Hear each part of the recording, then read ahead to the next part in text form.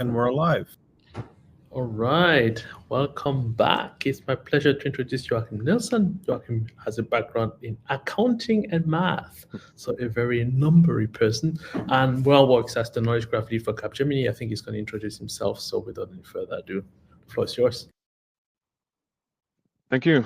Hi, everyone, and thank you for tuning in to listen to my presentation titled Knowledge Graphs Improve Generative AI, Validating Results Build Trust for Organizations. It's a long title, but it comes from an article that I co-authored that I will tell more about.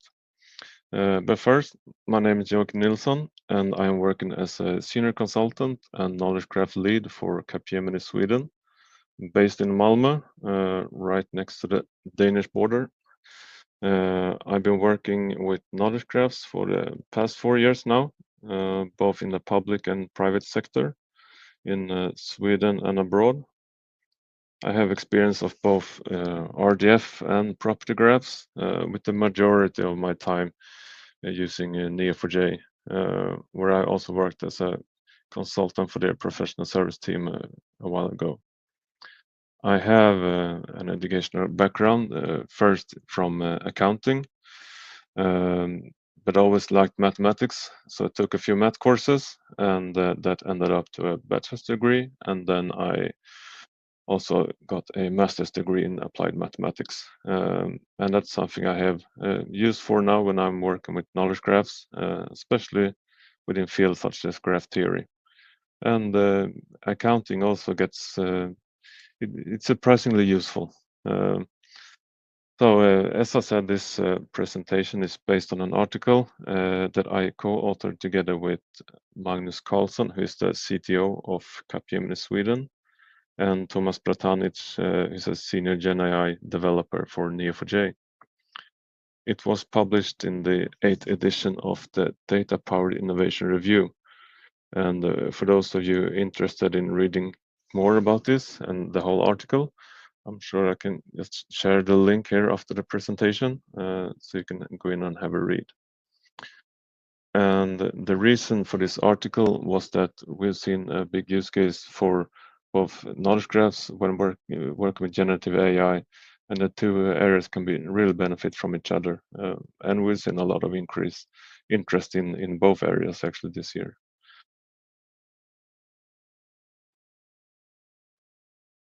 Well, I don't know how many of you that have seen the iconic movie, The Hitchhiker's Guide to the Galaxy. But in that movie, there's a supercomputer called Deep Thought that is asked for the answer to life, universe, and everything. After 7.5 million years, Deep Thought responds with answer 42. And the representatives from the civilization that built Deep Thought immediately asked how it arrived at the answer, but the computer couldn't give them an answer as to how it arrived the answer. And when Adams wrote this scene in the 1970s, he was making a joke, but today many people find themselves in this situation when interacting with generative AI. And I don't know about you, but it kind of looks like he's all holding on to a little rag there. So maybe he was onto something already back then. Generative AI can make recommendations that will transform decision making for organizations. But how can people trust the answers generative AI provides? Knowledge graphs can play a vital role in ensuring the accuracy of generative AI's output, bolstering its reliability and effectiveness. GenAI works by drawing upon millions of pieces of data, and that's a volume that's impossible for humans to effectively analyze. Businesses are excited by its potential to deliver valuable insights and make well-informed predictions, but if different GenAI tools are asked the same question and give different answers, how could an organization decide which result is more correct? How would a person fact check their responses? And the challenge relates to the large language models GenAI relies upon. An LLM can contain massive amounts of data, but it's commonly stored in an unstructured implicit manner. And this makes it difficult to investigate how a GenAI tool arrived at its answer. In many ways, an LLM is still like a black box where you only see what goes in and what comes out, but very little insight into what happens in between. One of the major problems we face when dealing with GenAI tools and LLMs specifically is the issue of hallucination. So the concept of hallucination can be described as generated text that is incorrect or unrelated. And there are a few reasons for this. It can be a lack of context. The LLM doesn't understand the context of the input or the desired output. It can be noise in the training data. Data sets scraped from the web can contain noise, errors, and biases. It can also be GPT-specific issues and susceptible to generating plausible sounding but inaccurate information. As an example, I played around with this for a presentation. I asked ChatGPT when Germany beat England with 5 goals to 1 and got back the answer that Germany beat England with 5 goals to 1 on September 1st, 2001 in a World Cup qualifying match at the Olympiastadion in Munich, Germany, and that the match is referred to as the Miracle of Munich by German fans. This all sounds very plausible, but is it really true? If we reverse the order of the teams, ChatGPT gives us back the complete opposite result of the game, and this result happens to be the actual one. It was England that beat Germany with 5 goals to 1 in Munich. Both answers look very plausible, so it's difficult to know which answer to trust. So with GenAI, the answer many times is what you want it to be. And I heard another example at the conference where the question was, given that if it takes 2 t-shirts 2 hours to dry in the sun, how long will it take 4 t-shirts to dry? And the answer then came up as 4 hours because there were twice as many shirts. So there's many examples like this. And we can see that there are clearly are some challenges, and some of them can be attributed to lack of enterprise domain knowledge, prone to hallucination, as we just covered, sensitivity to prompt thracing. So now that we highlighted some of the problems or issues we commonly face when dealing with GenAI, what's the answer? How can we make this better? There are a few things we can do. We can, for example, use fine-tuning to provide additional training data to better tune the GenAI to your use case. Few-shot learning, provide completed example shots to the AI as context in prompts. Or grounding, provide AI with the information to use for generating responses. And this is where RAG comes in, and more specifically, RAGs and knowledge graphs. You can think of a RAG as a fact checker. It retrieves data from outside the foundation model and augment your prompts by adding the retrieved data in context. The RAG enriches the generated content with factual knowledge, validate and provide relevant responses based on domain-specific information. And in this article that we wrote, we looked into an approach where instead of relying solely on LLMs to directly generate database queries, a high-level interface that allows the LLM to interact with the knowledge graph via database query templates. This separation of concerns will enable the LLM to focus on natural language understanding, while the query templates can handle database interactions, enhancing the retrieval accuracy and efficiency. This simplifies the task for the LLM by abstracting away complex logic.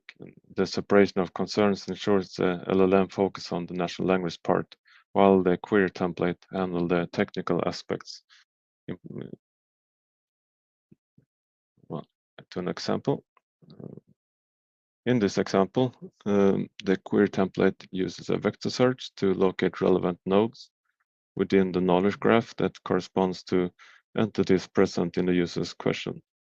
This identifies the nodes relevant to the query, which are then used to retrieve neighborhoods or shortest paths around the nodes within the graph. This helps contextualize and retrieve information and provide a more comprehensive answer to the user's query. So what makes it different than querying an LLM by itself is that by incorporating a knowledge graph, we can store documents and facts that we trust to be true and direct LLM to query our knowledge graph to look for the relevant information, then enrich the output of the question with that information.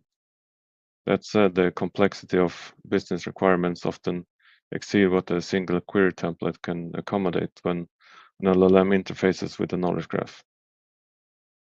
Therefore, it's essential to embrace an adaptive approach, providing a rich assortment of query templates that can be selectively deployed to match the specific business scenarios.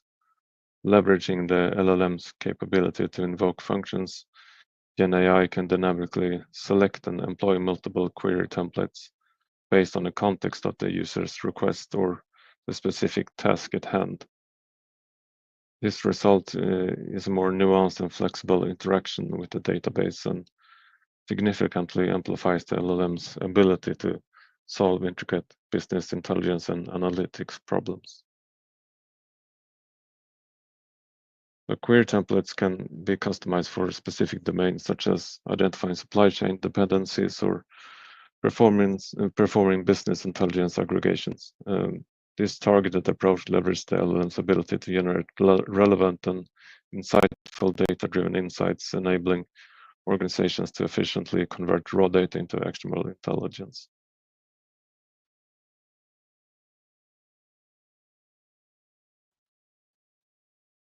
The knowledge graph can serve as a bridge translating user intent into specific actionable queries the LLM can execute with increased accuracy and reliability.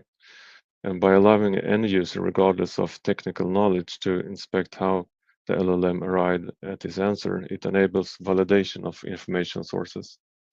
And these benefits can include results that are explainable, repeatable, and transparent, enhancing trust in the GenAI applications from life science research to digital twins in manufacturing or aerospace. Results in better informed and more trusted business decisions and freed up time for experts to focus on tasks requiring their specialized skills.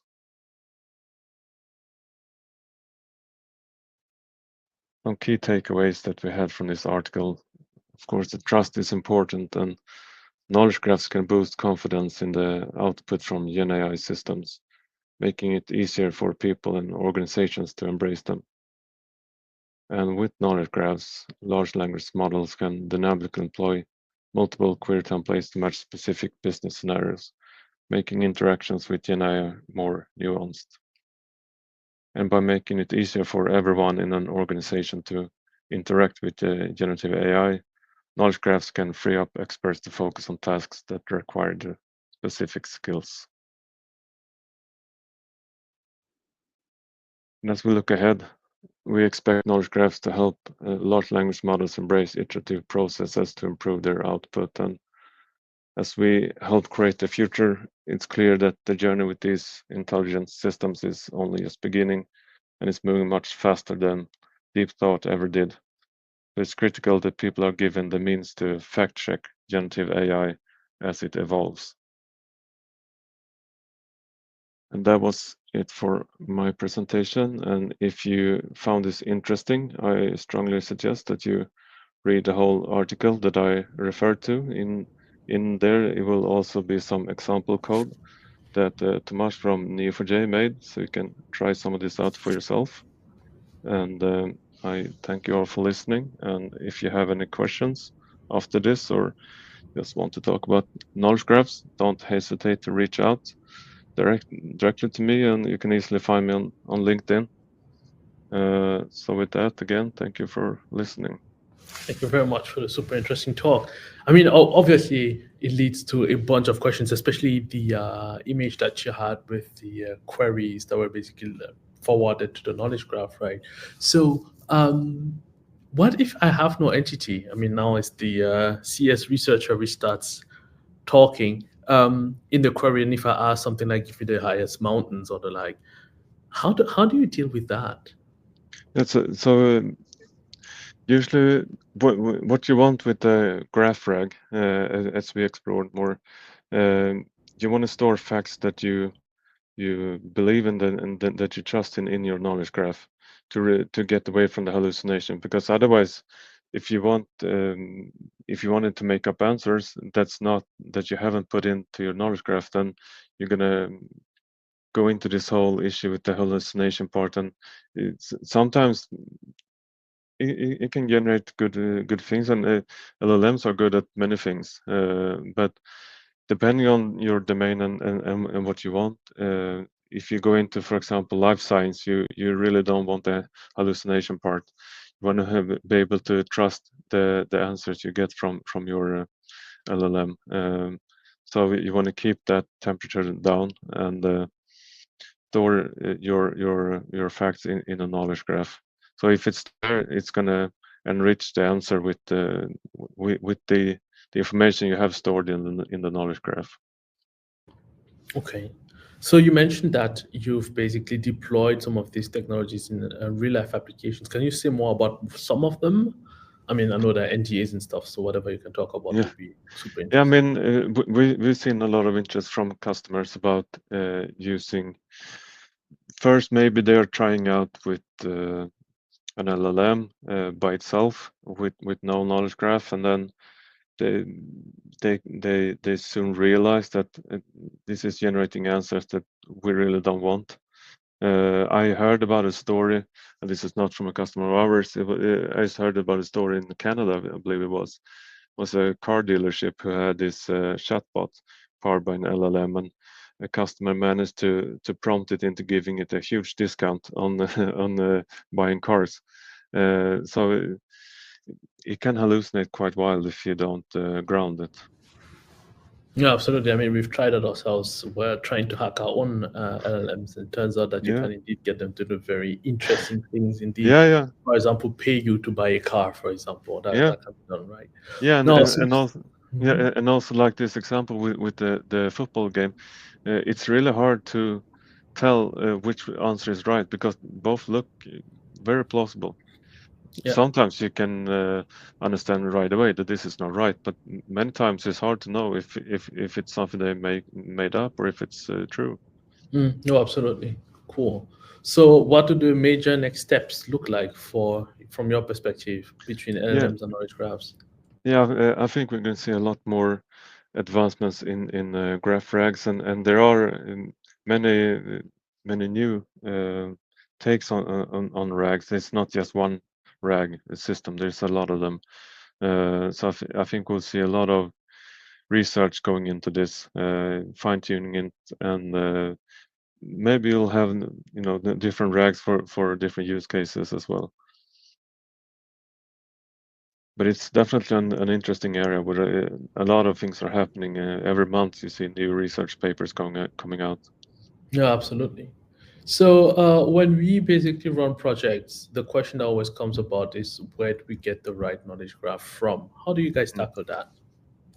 Yeah, so usually when we go into client dialogues, sometimes they already have a type of knowledge graph in mind. Sometimes they let it up to us, and then it depends on the use case. If you want to go with an RDF or you want to go with a property graph like Neo4j. Um, oh, there's a question.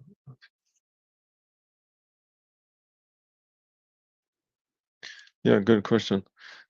Yes, definitely we can reduce bias by using a knowledge graph when working with GenAI tools and LLMs, because we basically what you want with LLM is it goes in and queries the information you have in your knowledge graph, and that's information that you trust and that you uh, it can be documents that you have in your organization.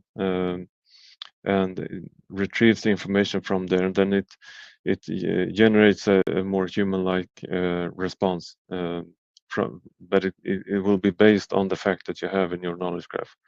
And obviously, as in everything in IT, whatever you put in, you will get out. So if if you have biases in your data, feed it to a knowledge graph, you're going to get a bias coming out from the knowledge graph. So it's not a magic bullet like that, but you can control more what information you have in your own knowledge graph. And I just remember that I will just paste here in the chat the link to the article if anyone wants to go in and have a look. It's All open right. to everyone. Cool. Thank you very much for the super interesting talk. I think Yeah, we're at the end of the sure. session, Yeah, and we'll thank you. surely continue the session or with the next session in Yeah, very soon. thank So, you very much. Joaquin, back to you.